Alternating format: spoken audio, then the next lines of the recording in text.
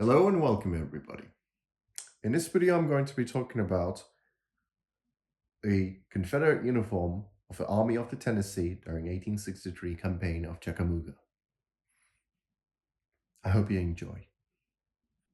To start with, the basic kit consists of a Columbus Depot jacket along with the trousers are commutation style ones. They could be anything else, for example the Richmond Depot as well. I chose to use my commutation ones. Both of these examples are made in Europe or America, so they're campaigner quality items. They're both hand sewn with correct materials and correct patterns. They're both made in jean cloth, as was the predominant fabric used by the Confederacy at the time. And the Columbus Depot has block eye buttons. As you can see, the trousers are, not the best shape out there, but what can you do when you're a Confederate, am I right? So it's a good look for a raggedy reb, I suppose. For headwear, we have a kepi, which is in jean cloth, and a slouch hat, which is woolen felt. For Army of Tennessee, the Tennessee regiments in particular, you tend to see the slouch hat more often than the kepi, but I wanted to have the option to show you guys that you can either have the kepi or the slouch hat, but majority of cases you would see the slouch hat being used. For underwear, we have civilian items, so civilian cotton shirt, civilian checkered cotton shirt, and a white shirt.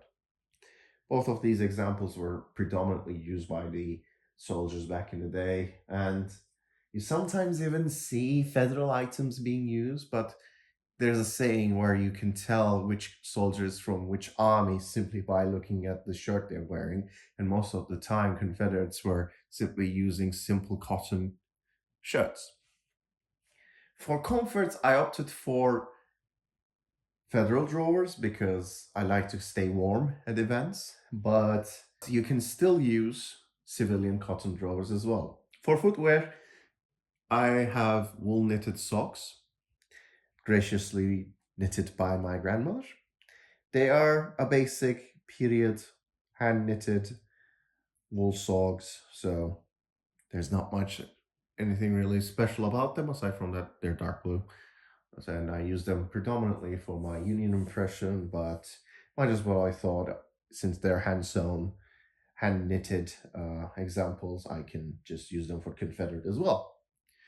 For boots, I have these Brogans here, which sadly are not the best quality. They're mainstream ones, but they do the job until I get a quality one, hopefully in the near future.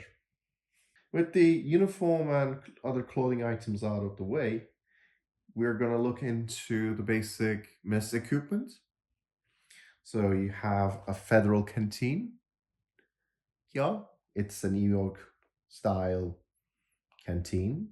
It's a federal issue one. And since most of them were captured early on during the war, while the Confederates were kind of winning, uh, yeah, I know that's controversial to say, but that was the case. You get to have a lot of captured federal equipment being used by the Confederates. So I thought I might as well just use a federal canteen here. But I'm planning on getting a drum canteen for most of my basic Confederate impressions anyways. So this could be changed with a drum canteen as well. For the haversack, we have a Confederate example, which is made in white cotton. It's a fairly simple hand-sewn pattern and commonly used by Confederate soldiers in most fronts. It carries my mess equipment, so my tin plate, my tin mug or mucket, and my combination utensils. With the mess equipment out of the way, we can go to the fighting equipment, which is fairly simple. You can see that I have a Confederate claw belt with a Confederate bayonet scabbard and a Federal cap pouch on my belt. And I have a Confederate made cartridge box or cartridge pouch, as many of Americans would like to call it. There's not much special about it. They're all campaigner quality items, so the stitching, the patterns, the leather is all correct and done perfectly. One thing to note is the buckle on my belt is actually sandcasted, just like the originals. Keen-eyed viewers can notice that I don't have any knapsacks, and that is simply due to the fact that, as many of you know, after a long day of marching, knapsacks are not that comfortable, so most soldiers would opted for a blanket roll. And with a blanket roll like this, you could pretty much carry all your necessary items far more easier than your knapsack. Yes, you lose a bit of, extra space, but still, it always beats the knapsack when it comes to a long day's march.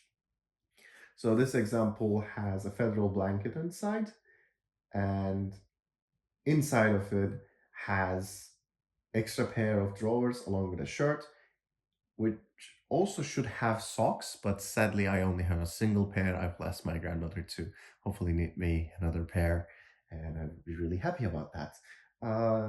On the outside, you see I actually have a ground sheet.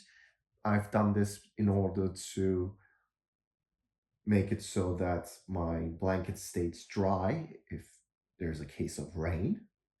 And aside from that, there are also period accounts of this being done by both sides during the Civil War. So, yeah. Well, that is pretty much it when it comes to the whole equipment and the uniform. I hope you guys enjoyed this video. I know it's been a short video, but I like the idea of this setup fairly well. I mean, it's simple, it's easy to make, and it lets me show you guys basically what is what in a different point of view. So if you guys would like to see more of these kinds of videos, please do let me know. And yeah, I'll hope to see you guys in the next one. Cheers.